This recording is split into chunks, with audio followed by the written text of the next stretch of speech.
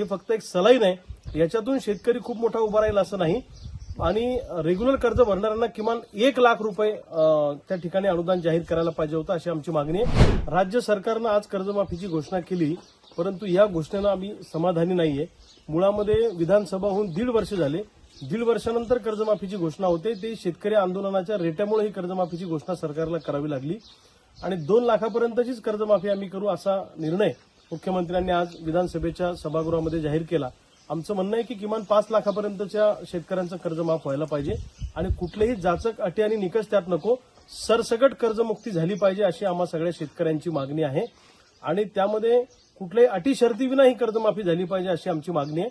आणि इथून पुढे सोयाबीनला उत्पादन खर्चावर आधारित भाव, कापसाला उत्पादन खर्चावर आधारित भाव, इतर शेती पिकांना उत्पादन खर्चावर आधारित भाव जर दिला तर पुन्हा कर्जमाफी मागण्याची वेळ येणार नाही। पण वारंवार जर सरकार सोयाबीन आणि कापसाच्या भावावर दरोडा टाकणार असेल तर पुन्हा कर्जमाफीची मागणी करावी लागेल।